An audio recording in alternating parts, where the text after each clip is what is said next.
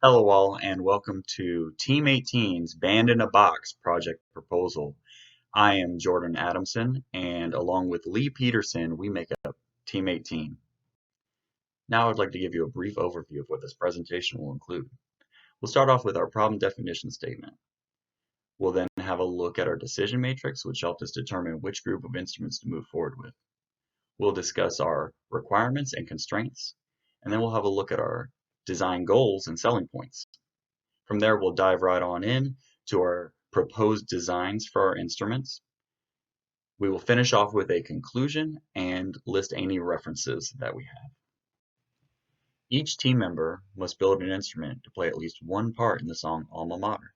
As a group, we must each build one of the following instrument types: wind, string, and percussion.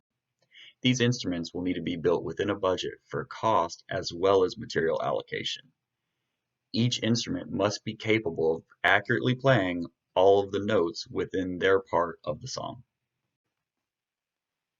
Here we have our decision matrix, which we use to compare our three instrument group designs.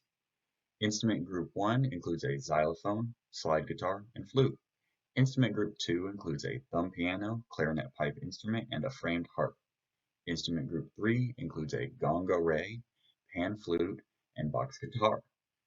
We used our weighting factors multiplied by our rating factors against our design criteria to determine that instrument group 2 was the best group to move forward with to design Maroon 4's instruments for their tour on the road.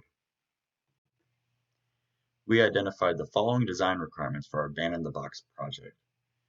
We determined that we must include two different category instruments from either string, wind, or percussion instruments.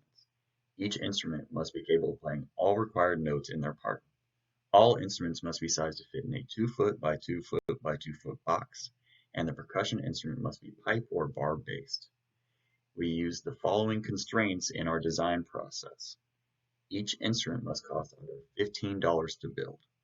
A maximum of 4 foot of piano or guitar string may be used, as well as a maximum of 8 foot of pipe may be used collectively to build these instruments. We have a particular set of design goals in mind for our instruments, as well as some selling points that we want to make sure we meet. All instruments must be able to fit in the aforementioned box.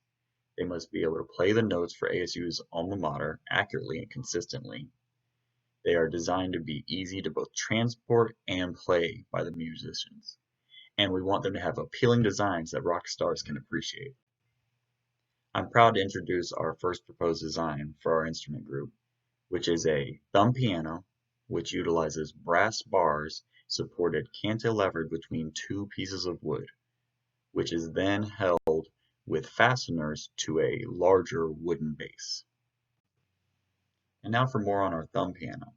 Again, it utilizes flat brass bars supported in a wooden structure. The brass bars are cut to different lengths to coincide with the various notes required for the high voice in the composition. The musician will play the instrument by simply plucking the desired bar which corresponds to the desired note, which will cause vibration throughout the bar and produce the selected tone. The features of this instrument are its lightweight and compact design, wide range of available notes, excellent visual appeal, and it will be very easy to play, extremely cost efficient, and bears no weight on the specific material allocations of this project. Here we have a list of all the materials and the budget for the thumb piano. As you can see, all of the materials included, the brass bars, weather stripping, fasteners, the wood for the base, and even a flashy coat of paint the musicians are sure to love. It comes well under our $15 budget at $11.90 to create.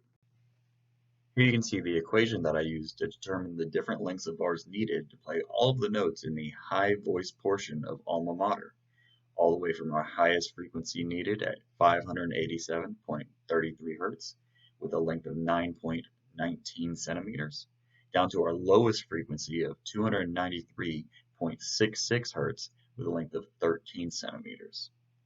From here, I'm going to turn it over to Lee Peterson, where he's going to tell you about our next proposed design. Everyone, I am Lee Peterson, and this is our second proposed design. It is a clarinet type instrument made out of a PVC pipe, half an inch in diameter, with multiple finger holes, allowing the player to play different notes in the mid to low note range. As mentioned in the previous slide, this is a clarinet-style instrument made out of PVC pipe. It will also use a tenor saxophone reed attached to the mouthpiece to help direct airflow. To operate it, the player simply has to cover every hole except the hole corresponding to the note they desire to play.